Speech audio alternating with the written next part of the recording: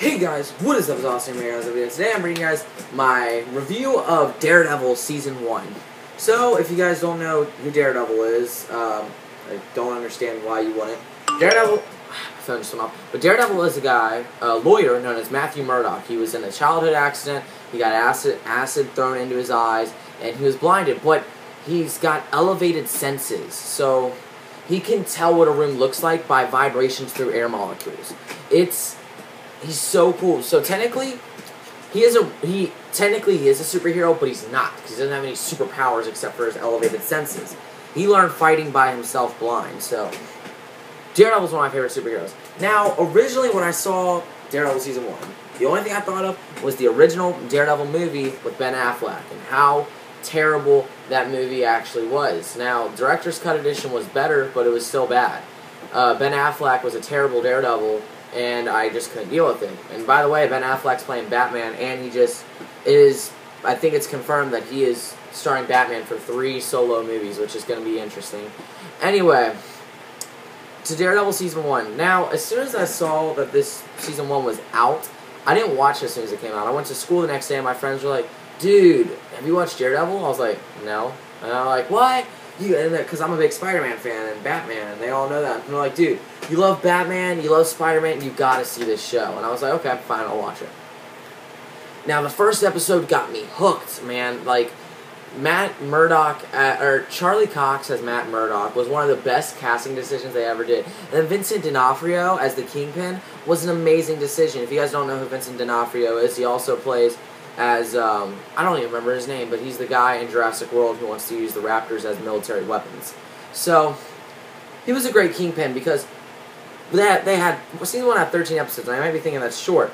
They're an hour each, so that's 13 hours to flesh out backstories and use incredible fight scenes and all this other things. It's not like all terrible to where it's like nothing darkness, like Batman, you feel bad because of what he has to do.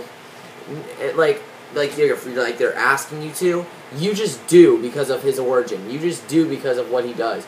The most emotional scene, two of the most emotional scenes, was when he got met back up with his mentor named Stick. Stick was another blind man who got him from an orphanage when his father died, and trained him to fight and use his senses to see around the room and fight.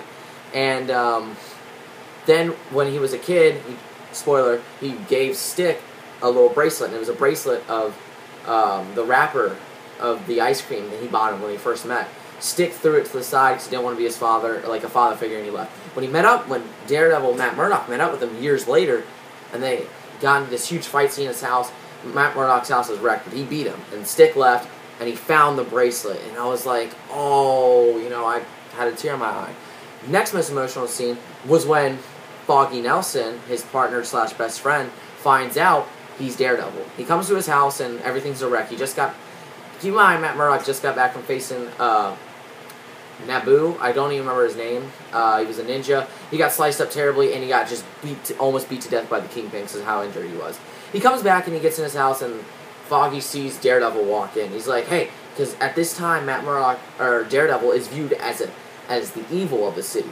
And he's like, what'd you do with Matt? He's ready to hit him, and he just collapses on the ground because how tired, how much blood he's losing. And he takes off the mask and he sees his dick. He's Matt Murdock. And then the next episode, titled Murdock vs. Nelson, is nothing, it's so emotional. It's just nothing but how they're arguing and there's flashback sequences of how Foggy's like, you're my best friend, you kept a secret from me, you hurt us, we're always out looking for you when, bombs go off or something bad happens, we're out looking for you, and you just hit ignore on your cell phone, and you go up and beat these bad guys, And then he talks about, and then once they start talking, later on in the talk, Matt Murdock talks about how he wanted to kill the Kingpin, how he almost did, because it's a dual-sided mace with a chain is what the ninja used on him, and after he killed him by accident, and Kingpin walked in and started beating him up, Daredevil grabbed it and swung it back and sliced up Kingpin, but he has this type of fabric in his tux that he always wears, so it didn't cut through. And so he realized what he did was wrong, and it's such an emotional episode. And I gotta say, that final episode of the season gave me goosebumps. When he put on the new suit, the actual Daredevil suit, spoilers, and he got in that final fight with Kingpin.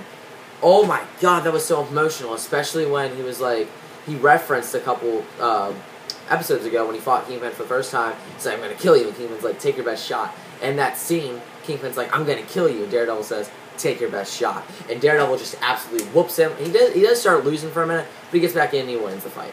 Overall, Daredevil Season 1 was amazing. I love the exposition. I love the rising action, the climax, everything about this season was amazing. I loved it. I can't wait for Season 2. I can't wait to see John Bernthal play the Punisher in Season 2. That's going to be the most interesting thing. And I'm really hoping to see some Marvel crossovers, you know, with Daredevil. Because Hell's Kitchen's in New York. I mean, Spider-Man, Daredevil, I want to see that team up live action. That'd be pretty sick to see, what's the guy's last name? Tom something, who plays Spider-Man now. It'd be sick to see him and Charlie Cox team up as Spider-Man Daredevil. But if you guys enjoyed this review, be sure to like, share, comment, subscribe. And I highly advise you go check out Daredevil Season 1. It was amazing. I loved it. And with all these movies that have been coming out recently, like Fantastic Four, how terrible that was. But then to see something like Daredevil, it's amazing. So, be sure to check it out. It's on Netflix right now, and they are working on a Season 2. So, be sure to like, be sure to comment, be sure to subscribe, and I'll see you guys next time. This is awesome, and I'm out. Peace, guys.